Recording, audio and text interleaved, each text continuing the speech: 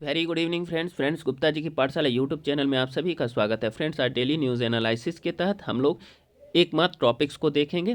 कारण है कि मैं अभी आर्थिक समीक्षा देख रहा हूँ, उसे पढ़ रहा हूँ, काफ़ी मोटी है और उसका मैं कल एनालिसिस लेकर के भी आऊँगा। ठीक है, तो इसीलिए थोड़ा समय कम मिला तो एक ही टॉपिक्स को मैं यहाँ पर डिस्कस करूँगा। ठीक है, चलिए स्टार्ट करते हैं हम लोग। वार्षिक शिक्षा स्थिति रिपोर्ट, जिसे असर भी कहा जाता है, 2024 अभी हाल ही में समाचारों में काफ़ी प्रमुखता से थी। ठीक है, तो वार्षिक शिक्षा स्थिति रिपोर्ट यानी असर 2024 से पता चलता है कि सरकारी और निजी दोनों स्कूलों में यानी कि प्राइवेट स्कूलों में नामांकन पूर्व महामारी के स्तर पर लौट आया है। ठीक है, वार्षिक शिक्षा स्थिति रिपोर्ट असर क्या कहती है कि असर शब्द का तात्पर्य हिंदुस्तानी में इसको क्या कहा जाता है, प्रभाव होता है। ठीक है, यह देश भर में नागरिकों द्वारा संचालित घरेलू सर्वेक्षण है जो ग्रामीण भारत में बच्चों की स्कूली शिक्षा और सीखने का एक स्नैपशॉट प्रदान करता है। यह सभी बच्चों से डेटा एकत्र करता है जिनमें वे सभी शामिल हैं जो स्कूल नहीं जाते या अनुपस्थित रहते हैं। यह स्कूली शिक्षा की स्थिति के लिए 3 से 16 वर्ष की आयु के बच्चों को ट्रैक करता है।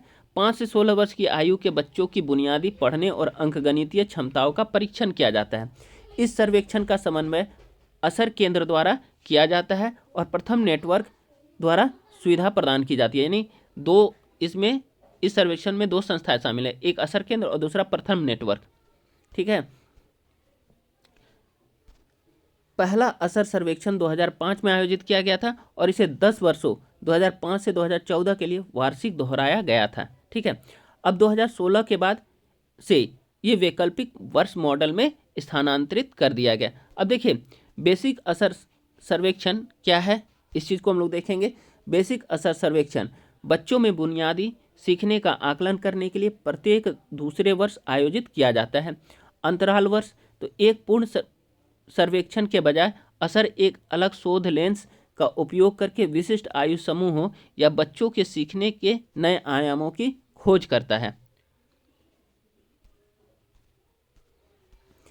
पहले सर्वेक्षण में क्या कहा गया था, देखिए पहले के सर्वेक्षण में क्या कहा गया है कि असर 2017 में 14 से 18 वर्ष की आयु के युवाओं की गतिविधियों, क्षमताओं और आकांक्षाओं पर ध्यान केंद्रित किया गया। असर 2019 में 4 से 8 वर्ष की आयु के बच्चों को लक्षित किया गया था, जिसमें उनके संज्ञानात्मक, प्रारंभिक भाषा और प्रारंभिक संख्यात्मक कौशल का आकलन किया गया।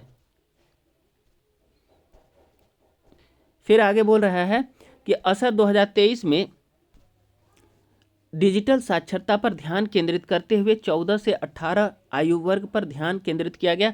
असर 2024 में देशव्यापी बेसिक प्रारूप पर ध्यान केंद्रित किया गया। ध्यान रखिएगा 2023 में डिजिटल साक्षरता में 14 से 18 आयु वर्ग पर ध्यान केंद्रित किया गया, लेकिन असर 2024 में क्या किया गया है कि असर 2024 में देशव्यापी बेसिक प्रारूप पर ध्यान केंद्रित किया गया, जिसमें भारत के लगभग सभी ग्रामीण जिलों को शामिल किया गया है। ठीक है, मुख्य बिंदु क्या क्या है इसमें, तो देखिए इसमें बोला गया है कि 3 से 16 वर्ष की आयु के सभी बच्चों की नामांकन स्थिति एकत्रित की गई। 5 से 16 वर्ष की आयु के बच्चों की बुनियादी पढ़ने और अंकगणितीय कौशल के लिए जांच की गई। बड़े बच्चों यानी 14 से 16 वर्ष के बच्चों के लिए से डिजिटल पहुंच और उपयोग के बारे में पूछा गया और डिजिटल क्षमताओं का आकलन करने के लिए स्मार्टफोन आधारित कार्य भी पूरे किए गए। ठीक है, अब मुख्य निष्कर्ष इसका क्या निकलता है कि मुख्य निष्कर्ष या हालिया सर्वेक्षण सीखने में सुधार हुआ है, पहला बोला है। ठीक है, दूसरा क्षेत्रीय भिन्नता सामने आई है। सरकारी और निजी स्कूलों में कि क्या स्थिति रही है उसके बारे में इसमें बताया गया है। नामांकन की प्रवृत्ति क्या रही है उसके बारे में बताया गया। डिजिटल साक्षरता का क्या प्रभाव रहा है उसके बारे में बताया गया है और सीखने की प्रवृत्ति को आगे बढ़ाने वाले कारकों के बारे में बताया गया है। चलिए तो एक एक करके अब हम लोग इसको देखेंगे फ्रेंड्स। ठीक है, मुख्य निष्कर्ष या हालिया सर्वेक्षण में क्या है कि सीखने में सुधार। तो देखिए पहला हम लोग देखते हैं पॉइंट, सीखने में सुधार। सरकारी स्कूलों में कक्षा 2 की पाठ्य सामग्री पढ़ने में सक्षम कक्षा 3 के छात्रों का अनुपात 2024 में 23.4% हो जाएगा, जो 2022 में 16.3% था। यानी कि यहाँ पर वृद्धि देखी जा रही है 2022 की तुलना में। सरकारी और निजी दोनों स्कूलों में बुनियादी अंकगणितीय कौशल में भी सुधार हुआ है, मतलब गणितीय क्षेत्र में भी काफ़ी सुधार हुआ है।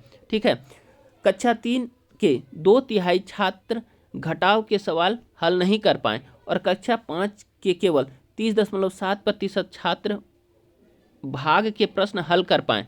कक्षा 8 के छात्रों में मामूली सुधार हुआ है, जहां 45.8% ने बुनियादी अंकगणित में महारत प्राप्त कर ली है। ठीक है, क्योंकि पिछले रिपोर्ट में ये दिखलाया गया था कि यहाँ के छात्रों में गणितीय जो गणना है वो काफ़ी कमज़ोर है। ठीक है, तो इसीलिए इस चीज़ को हाईलाइट किया गया है यहाँ पर। चलिए, क्षेत्रीय भिन्नताएं, अगला पॉइंट बोला क्षेत्रीय भिन्नताएं। उत्तर प्रदेश, बिहार, हरियाणा और उड़ीसा जैसे राज्यों में पढ़ने के स्तर में उल्लेखनीय वृद्धि देखी गई है। उत्तर प्रदेश में सबसे अधिक वृद्धि हुई है, जहां पढ़ने के कौशल में 15% अंकों की वृद्धि हुई है। ठीक है, सरकारी स्कूल बनाम निजी स्कूल। ठीक है, सरकारी स्कूलों में सीखने की रिकवरी ज़्यादा मजबूत रही है, जबकि निजी स्कूल अभी भी अपने महामारी पूर्व स्तरों से पीछे है। ध्यान रखिएगा इन सब चीज़ों को। सुधारों के बावजूद 30% बच्चे अभी भी कक्षा 2 की पाठ्य सामग्री पढ़ने में संघर्ष करते हैं।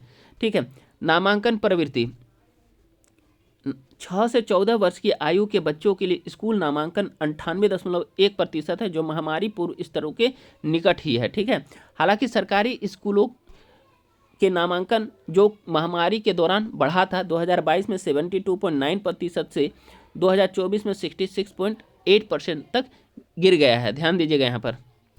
कक्षा 1 में कम उम्र के बच्चों का अनुपात भी घटकर 16.7% हो गया, जो अब तक का सबसे कम रिकॉर्ड है।